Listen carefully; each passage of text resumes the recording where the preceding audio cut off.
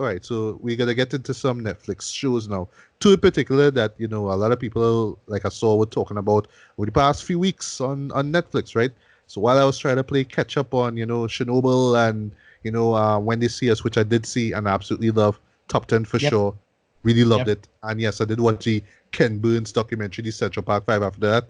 Just as Yep. good, but it's like a nice little companion piece, right?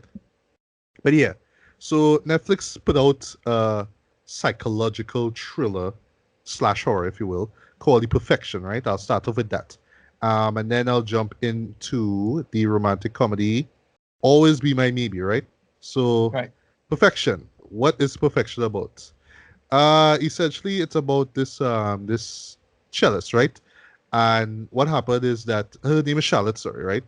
And what happened is that well, she had to leave this sort of prestigious music school because her mother was suffering from this illness, right? And well, the mother eventually dies, and she just goes back to the school basically, right? And she joins them on this trip to Shanghai, where they're just seeking this new student out, right? So there's like a lot of prodigies out there in Shanghai. So well, the leader, the head of the academy, sorry, his name is Anton, who's played by Steven Weber of all people. I mean, him, Right. right? Yeah. So all of them going to Shanghai, and then well, Charlotte ends up meeting one of Anton's star pupils. Her name is Lizzie, right? Who is played by McGill Logan Browning. If you remember her, she is from Dear White People.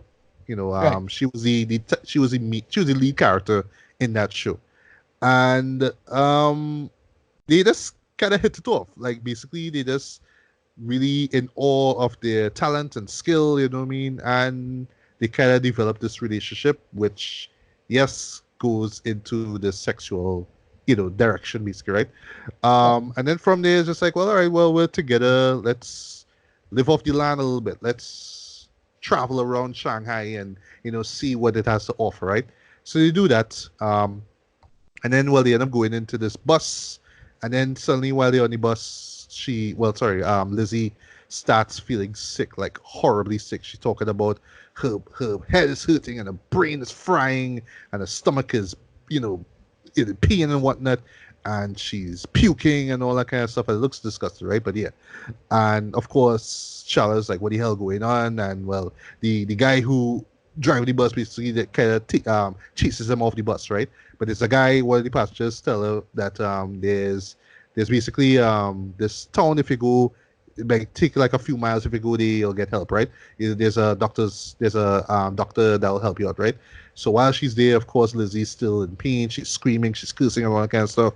And then, well, even before she left the bus, when she puked, she noticed that there were bugs in it. Yeah, it goes really bizarre from here, right?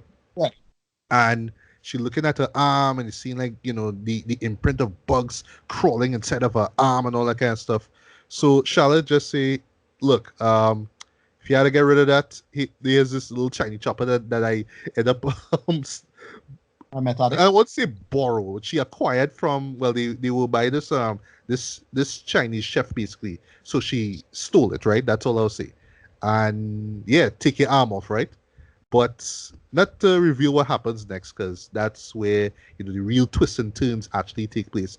Actually, there's like a triple twist in it, and yeah, Okay. the twists are dumb. But I'll get to that, right? But overall, it's about the idea that there's something off with Charlotte. There's some kind of scheme going on with her and Lizzie. They kind of reveal, this is like a little minor spoiler, that she is kind of jealous of Lizzie. You know what I mean? Because Charlotte had to leave. Like she was the star people, but she had to leave because she mom. Now Lizzie take the spot, and she kind of jealous about that. So this is kind of payback thing, but then it kind of flips on the heel when you realize, oh well, this is really what's going on. This is who we're really trying to strike at, who we're really trying to seek vengeance on. You know what I mean? And I'll stop there.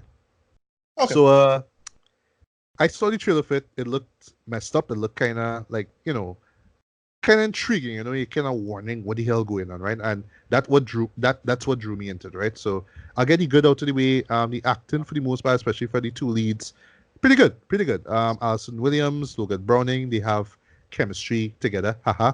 But they really do play off each other. Um, Even though there are a few moments where the script has them saying things that really sound terrible. Like they don't even sound good on paper. So you imagine them trying to deliver it in such a way, but it's Yeah, so to make bad sense of written. it. It's just like why?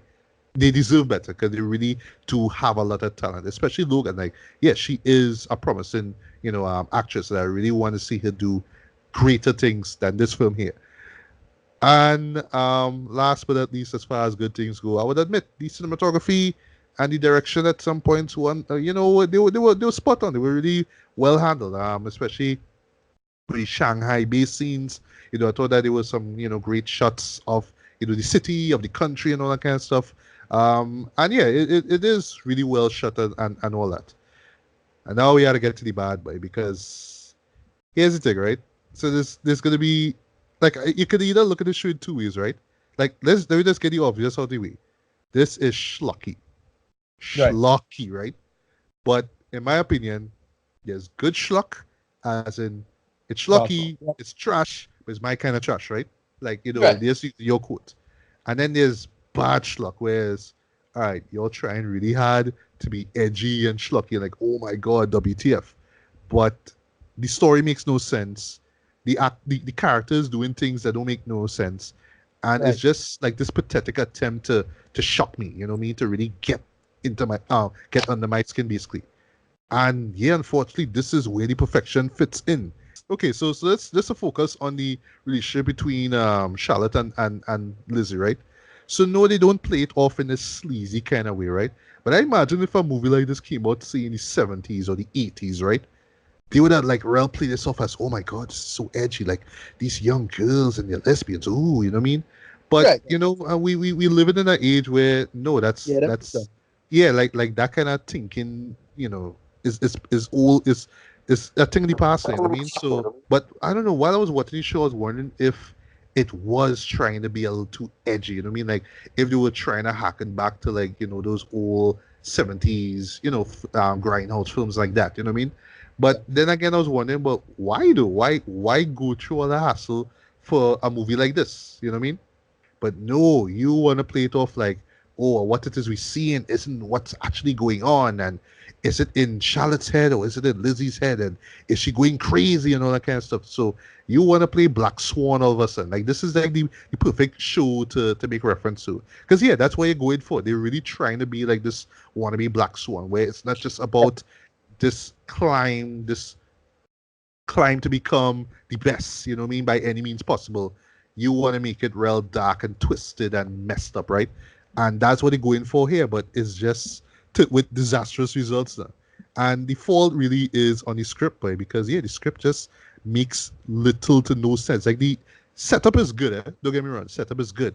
But then, and I was while I was watching it, I was like, all right, something weird's gonna happen.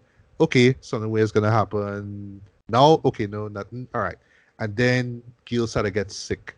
I know, like I just watching Paul Logan, being, oh my god, I'm sick, I'm gonna puke, I'm gonna shit myself, and it's just like, why are you giving this woman dialogue like this to speak? Judd, I supposed to take this movie seriously? Like, I'm sorry. A scene with a character in a bus, right? And she tried to tell the driver to stop because she stomach hurted, she want to puke. She want to shit. She can't move because she feels she might shit herself. Like, I'm sorry. Am I supposed to take that seriously? I No, can't. no. I just can't. You know what I mean? Even if they play it off as seriously, and especially as the movie tries to do and feels, even though they're trying to go tongue in cheek, right? They try to be like, oh well, that's really not what it's about. We're trying to be clever here, guys. And I'm sorry, like I was just watching this thing, I was thinking to myself, like the screenwriters thinking, oh, this thing real clever, like, oh, just when you think it's about this, no, it's something else. No, it's just bad writing. That's sorry. It's just this pathetic attempt at being schlocky and edgy and dark when when there's no need for it. Let just simply be about this girl trying to fight her way to the top. Let it be like that. You want to be psychological and weird and twisted for what reason? And then they bring this whole twist involving Anton, which take the show to a whole other direction. I'm like, why? What was the point of all this? No real setup to it. No real build up to it basically. But before I get to return, right? So once again, I don't want to spoil the show at all, but really the big twist has to do with Anton. Like he has ulterior motives with the members of the school, especially with them being females, right? Especially them being young women. But the thing is, you're watching this thing, right? And then you're asking yourself, all right, so is this the reason why Charlotte did what she did? Is this the reason why Lizzie's doing what she's doing?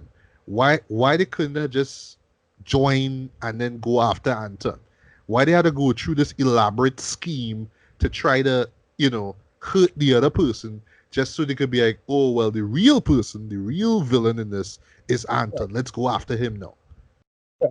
And the whole excuse is, well, it's because we don't want to sell it out to the audience as yet. We want the audience to be involved, so we'll throw them a double twist, and then is that just a double twist? It's a triple twist, and all of them just fail, all of them just terrible, all of them just dumb, and that's the best way. That's the only word I could use to really describe this movie. It's just dumb, really dumb.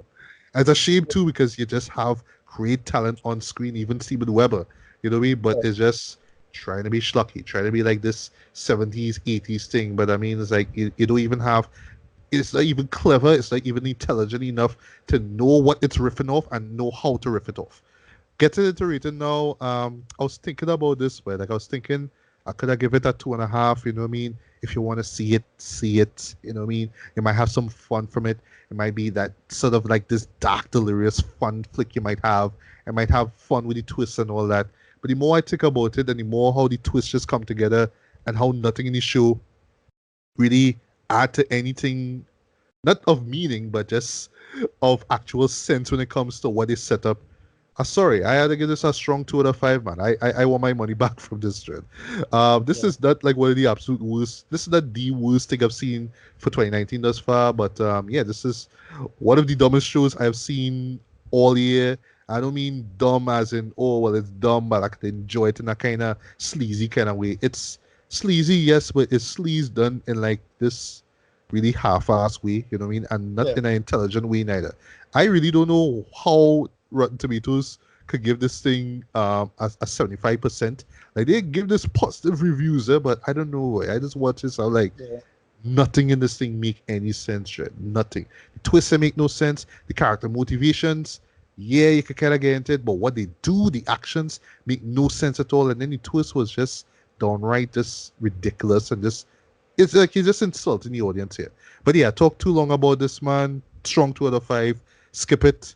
If you're really curious, if you just really have 90 minutes that you want to kill, and I stress on that term, kill. Yeah, waste your time with the perfection. And yeah, the title, no, it's not perfect. It is far from perfect. Why would you call this thing the perfection, right? Whatever. Waste of time. Moving on to the next show, which would be always be my maybe. Right. So always be my maybe is a romantic comedy film, and which is interesting because I believe this is like the first romantic comedy film I've seen for 2019, right? Which is seen a lot, right? Not the biggest fan of the genre, but there have been some that I've enjoyed over the years, from the 80s This to shit up. like it's pulling off it looked like it pulling off crazy rich Asians. You know, Asians had to do the romantic comedy thing. So like That's the thing. And well, good thing you hit the nail in the head, because there's a kind of irony to this show being what it is, though, right? But I'll get to that in a bit. So it stars, sorry, Ali Wong. Last time I saw, well, sorry, heard her was on the great first right, season of Tukan Bertie. She played right. Bertie. And Randall Park, who was in that show as well. She played Bertie's boyfriend, right? Great characterization and voice. Okay. Yeah. Is it? Is That was him. he? That was Stephen Young. Oh, okay. Sorry. Yes, it was Stephen Young. My bad. Okay. Oops. So Randall Right. Park. Randall Park was in He was in Ant-Man. Aquaman. He was in Aquaman and he was in Ant-Man and the Aquaman. Wasp. That's right. Yeah. He's an Aquaman. That's who, right? He I can't was the doctor, Stephen Shin. The guy. Right. Yeah, That's right. Him. true. Right. Yeah. Yeah. Right. Okay. So yeah. Randall Park was there as well, right? And they also co-wrote the script, right? Somebody else helped in the writing of the script as well, right? And essentially, it's right. So Ali plays Sasha, and Randall plays Marcus, right? And we see them at a very early age in the 90s as kids. They do this great opening sequence where you hear um, 93 Till Infinity, from Souls of Mischief. Classic 90s West Coast rap song. If you never heard of it, listen to it, you'll love it. But anyway, so they have this great little intro with them, and basically you see them at this young age, and they really do. They're friends basically, right? But they kind of established early on that Sasha, has the feels though for Marcus though, because Sasha goes over to Marcus's house. She learns about cooking from Marcus's mom and all that. But they kind of cut to the 2000s now when they get a little bit older, and what happens is that Marcus's mother passes away. So now, well, Marcus had to take care of his dad now, and well, what happens like the night of, right? So right as Sasha goes in to try to console Marcus, well, they end up hitting it off, like basically having sex in the back of Marcus's car. And then after that, though, well, they have this slight little falling out. Although, to be fair, Marcus is being the asshole in that situation. He says something out of context, and this pisses off Sasha. And, they just part ways, right? And they don't see each other until now, right? So what happens is that Sasha is now this big, celebrity chef, right? Marcus helps his dad with this like air conditioning gig going on, and at night he, plays at this sort of like weird sort of indie hipster kind of rap group basically, right?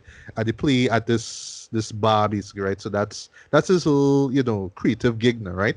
Um, so one thing leads to another, and yes, Sasha and Marcus end up meeting each other, and they re-spark their friendship, right? But after Sasha breaks it off with her fiance, she ends up hooking up with Keanu Reeves, who plays himself, right? And we get a few really great moments with him, like really genuinely great moments with him. Basically because he just played this real douchey version of himself. Like he just so over the top douchey and just a real asshole, but like is the Keanu Reeves is the Keanu isms that he does that really makes these moments work for me, right? Because he just kind of deadpan and how he delivers his lines and all that. It works, totally works, right? Right. And not gonna say what happens from there, but yeah, Sasha and Marcus end up hooking back up. And as you expect in these comedies, as they near into that, some kind of big argument happens and they split up again. You kind of know what happens from there because, yeah, jumping in review right here. The best way to describe this show is that it's essentially a 2000s romantic comedy, but with Asian American actors and Keanu Right. Reeves. Yeah. That's pretty much what Always Be My Maybe is about. And here's the irony about it. Because you had Crazy Rich Asians from last year, which proved that not only can you make a comedy, not just a romantic comedy, starring a predominantly Asian cast, but it can make tons of cash in the box office. Now you have this show here, and it feels like this script that was left out. You know what I mean? Because in the 2000s, there was quite a lot of romantic comedies. Don't get me wrong, there was a lot, right? Any big actor you could think of, Jared Butler, Jennifer Aniston, Jennifer Lopez, even Keanu Reeves was in a romantic comedy in the 2000s. Like it was oversaturated with that. Um, Yeah. and that's why Crazy Rich Asians was kind of like a breath of fresh air because it's like, well, we kind of run this genre down to the ground now, and now we Yeah. have this fresh quote unquote spin on it, even though yes, you had your romantic comedy isms in it. Okay, you kind of have to have it, right? But it was a fresh new take on it. I love how they talked about social class, the classes, you know what I mean, the rich versus the not so rich, you know what I mean. So that sort of theme really worked. It really made that film different and really added a lot to it, not just with screen time, right? But here is just your average run-of-the-mill romantic comedy. Characters that were young that really liked each other, and then for some reason, they split up, and now they older and they have significant others, but somehow they get together. And one show in particular I was reminded of is a little show called Just Friends, right? This was with Ryan Reynolds, right? He was the fat kid that wanted to like this Right. girl, but it's like, oh no, we're just friends. So he was in the friend zone, and then he just lost weight, and the girl is just like, Right. oh well, you're making it big, and reasons. And then well, they had oh gosh, they had this girl, Chris Pratt's ex-wife, being being the love interest for Ryan Reynolds' character in that. You know what I mean? Like it's a disposable movie. I find it was just dumb fun, and because it's set in Christmas, it kind of added to it. Although it's not a show that I go back to, But yeah, it even shows like that though. It's just like your average disposable romantic comedies, and unfortunately, I could see the same thing about this. Like it just plays every single note that you expect from it, right? Characters meet up, this, that. There's the significant other that kind of weird, and then something happens, and then they let go of them, and then they together, and then something happens. They can't accept how they live. They can't accept the other person's life, and then well, it's like, oh well, I love you, so now I have to accept who you are, blah blah blah, right? You've seen this shit hundreds and thousands of times before, right? But getting back to the irony, because it's mostly Asian American actors, it's like, well, to me, while I was watching this, it kind of feels like, hey, we chance to make that one. It's like we finally get the chance to make a film that would have come out, 10, 15 years ago, but people weren't banking on Asian American actors that much at the time. You know what I mean? Right. So it's like it just kind of got thrown away now. It kind of just got lost now. But now with the success of Crazy Rich Asians, here we have a chance now to do this. Let's you know dust off this old script. You know what I mean? And let's see if it works, right? So in a sense, it's good that it's on Netflix. So I would say right off the bat, it's a decent enough watch. Like if you have nothing to do, the acting is fine, especially from Ali and Randall. They really do have great screen chemistry together. Moments with Keanu Reeves work for me. I would love to find out if that was all intentional, like if they actually wrote him into the story, or if they just probably bounced into him somewhere. It's like, hey, you want to be in a Netflix movie? It's like, all right, cool. I mean, Keanu, everybody loved me, right? So I don't know how he got to be in the film, but he actually made the film work for me. He actually brightened up the show from it being kind of disposable and admittedly mediocre. Just a few moments with him. But yeah, if you are a fan of that genre, you'll enjoy it. You will enjoy it. If you just love the cliches and the tropes of it, you'll enjoy it. But I don't know. For me, I just can't shake the fact that this is something that could have come out 15 years ago. But it's just that, oh well, it's Asian actors, so that what makes it different. It's like, yeah, but it's still the old shit that I've seen from way back when, right? But I wouldn't say that it was a total waste of time though. I would say it's fine. It's fine, but still a little dated, a little too predictable. Been there, seen that, Right. and yeah, that's all I really had to say. So for me, I'll give this a decent 3 out of 5. Man, it was alright. It was alright for what it is. Like I say, if you're a fan of that those kind of movies, you'll enjoy it. Seeing, I mean, it's not like Crazy Rich Asians too. You know what I mean? Even though because of the two leads, right? And some of the supported actors are also Asian American, which is really cool. But I don't know if this is going to be the future for comedies featuring Asian American actors. If we're just gonna dust off all old scripts and just put them in it, and that's going to be the sell. But they really have to bring something new to the table, and that's what I felt that Crazy Rich Asians did. For the most part, right? But yeah, like I say, if you have nothing to do, you know what I mean. If you just want your heart warmed over some disposable shit, yeah, I mean, give Always Be My Maybe a look. But I Right. really don't expect you to remember it, a day or two after you see it. Cool. All right. And last but not least, a show that I wanted to see in theaters, but unfortunately got tied up with some work. This will be Men in Black International. Right. Just quick thing I just want to say before you jump into the review. So I would say the first one still the best. And I remember the time it came out, right? Well, in summer Yep. 1997, and how big of a deal this is, right? Especially given the lead, Will Smith being in it. I know this was at the absolute height of his career. Like, Bad Boys was like the step up, really, and then it was Independence Day a year afterwards, and but this one, Men in Black, this was where he was like, all right, I am the king of summer. Like this is like every summer you could expect a movie from me, and it's going to be lit. It's going to be hard, right? And of course, he had the Men in Black song, which was dope back then, still catchy. I still dig it, right? And he just capitalized on that. He dropped the Big Willie Style album, which yes, I really do enjoy. I really do love it. I know diehard hip hop heads, kind of put that aside as being kind of corny, but I don't know. To me, this was him just doing what rappers today, talk about now. I have a lot of money and I have a lot of fame, but yeah, on top of all that, and on top of him being a rapper, the man was an actor. The man was making tons of cash over his movies, right? Which unfortunately You saw the beginning of the end with 2 years later with Wild Wild West, but that's another story. But yeah, I mean, Men in Black for its time was really dope for me. Didn't absolutely love it, right? But it's a show that I really do enjoy. I love the idea of taking, the term illegal aliens, flipped it on its heel, making it into actual aliens, right? And I Yeah, never read the comics before, but seeing this world and knowing that aliens exist, underneath our eyes was really cool. Not an original idea, but it was really cool seeing it there, right? Really fun summer popcorn movie, right? And then we had the sequel in 2001, I believe it was, which was I a believe waste of time for me. Oh, either 2000, 2001, I can't, or was it 2002? I think it was 2002, right? Um, didn't work for me at all. Even right down to the Michael Jackson cameo, which was just like, yeah, the character. you're serious with this? Really?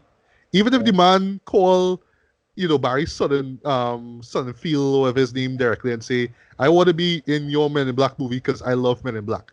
Even still, it's like, really, bro? Like, really? Oh, I want to be Agent M. But other than that, nothing about this worked for me. The villain yeah, Selena, didn't care for her. Even though I love Flynn Boyle, yeah, the theme song, Nod Your Heads, did not work at all. It was an yeah. absolute dud for me, right? Yeah, but why it was such a disappointment is because of the animated series, right? The animated series was Yes, yes, so yes. so And well yeah, made it in was terms of really good. building. Yeah, yeah, yeah. And this So is that's around the how same much time. focus. Columbia. Sorry to cut you. Columbia, the studio behind the Men in Black series and the Yes, movies, they also put out Extreme Godzilla, Ghostbusters, which was dope. Godzilla. They put out Godzilla, which was way better Yeah, than the actual movie, right? And that's yeah, seen a lot, right? But yeah. And then last but not least, we had in 2012, I believe it was, we had Men in Black 3, which came yeah, out of nowhere for me, and I remember seeing it not in yeah, theaters, but I saw it on home media, and then afterwards I just kind of forgot about it. Because to me, yeah. I just kind of tuned out of Men in Black by now. It just felt like it was a product of the 90s, and even in early 2000s, they couldn't really do anything with it. Like, I just Well, that's the thing. forgot about it, It's and now you bring it back, and it's like, we don't care. no, that's the thing. I didn't really think of it like that. To me it was no, you could do a lot with this. You just had to tell a good story. That was my problem. Right, Um, and it, from what I remember, they didn't really do much. They had some time travel exactly. thing, Yeah, there was kind time of. travel. Will's dad and yeah, Mike Coulter was in it. I think. Yeah, yeah, Mike Oh, Coulter. That really? one. Okay. Yeah, he was father. Yeah. I did not know he Um, was international. Wow, okay. But right. before you jump into Men in Black International, your history with the MIB series. Yeah, yeah, pretty much. I love the first one. It does a good job of subversion. The whole subverting things. There are a lot of great moments in it, especially that whole training sequence in the beginning. That was great. Yes, I love Uh, the best, sir. You know what I yeah. mean? And Yeah. then yeah, little small moments just to show why Will different from these other characters. Now, he dragged the table and he shoot the little Yeah. girl. All them little things. Funny moments. Yeah. Yeah, yeah, great stuff. And then he just a good, solid, arc for a character. Yeah. And The of whole course, the chemistry he had with Tommy Lee Jones, how yeah, straight yeah, Tommy Lee was playing his role. You know what I mean? It yeah, just worked. It totally worked. right. And then the animated series did the very brilliant thing that Ghostbusters did, where what they do, they did the world building in such a way where the movie is not in the same universe. It's a movie of what they go through, which is very clever. Right. Yes. Yes. Yes. I Just remember like that. Yeah. Ghostbusters animated series did. Same thing. Yeah. That's why Ghostbusters was called the real Ghostbusters. And other than legal reasons, they had an in-universe reason as well. Yes. And thought that was very, very smart. And then they just told a lot of great stories. Like, yeah, holy shit, why is Alpha not a villain in a movie? And I'm gonna get to that with this international, right? Yeah, and I Uh, also love the creature design though. Like the creature design yeah, for the series was great. I'll even love like in the end credits you will see creature designs like wood. right. Is what we talk They about. Yeah. brought them in the lineup. That was pretty funny. Yeah. Just taking the mugshot stuff. That's pretty clever.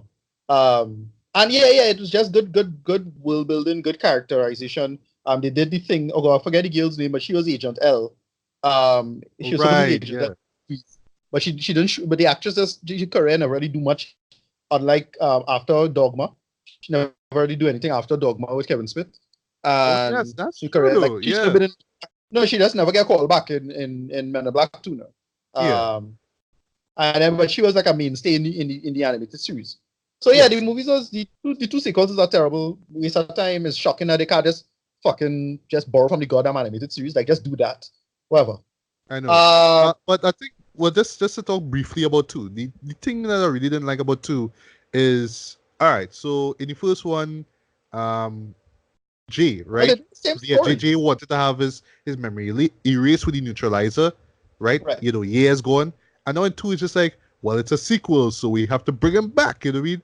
It's Right. the same That's thing that they dumb. do it in Kingsman, the Golden Circle. You know what I mean? They do Right. the And they same exact thing. The mentor leaves, yeah. and now we have to go and get the mentor back in the sequel. It's like, Yeah. why? Dumb. Why can't it just be, K and other people, K, L, and other characters? You know what I mean? Well, You J. gotta bring Yeah. back J because we need J, right? Whatever. No, but Yeah. J is Will Smith's character. Oh, all right. Sorry, my bad. K, right. Yeah, it's Yeah. like, why we had to bring back Yeah. K for, you know what I mean?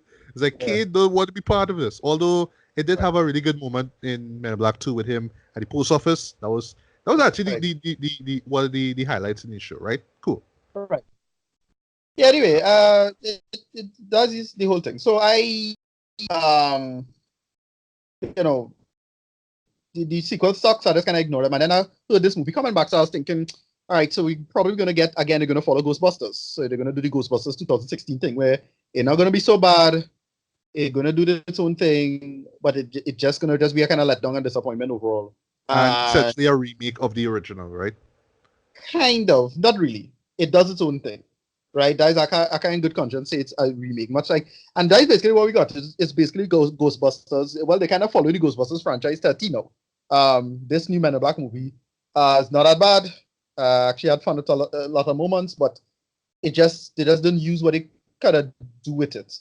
And what this felt like, though, I'll say, it felt like if they were doing it felt like a season premiere for a series, but it feel like a movie. Huh. If you Okay. understand what I mean. Right. That's what it felt like. It clearly they could have made this like this. If this was on Netflix or something, I would have been like, yeah, this is alright though, but not in theaters. Like it don't feel like a whole thing by itself. And there's a slight spoiler, but they kind of do a Agent Alpha kind of something with the plot, a little bit. All right. And that what they do with it's kind of shitty and lame, but that was about it. And this movie, other than that, this movie is completely forgettable. The villains look kind of cool with what they're trying to go with, but completely forgettable. The plot itself forgettable. The biggest waste is Tessa Thompson herself. I thought they would have done more with her because I thought we were gonna get like MCU kind of chemistry that she had with Chris Hemsworth. We didn't get that. They didn't really have any big back and forth.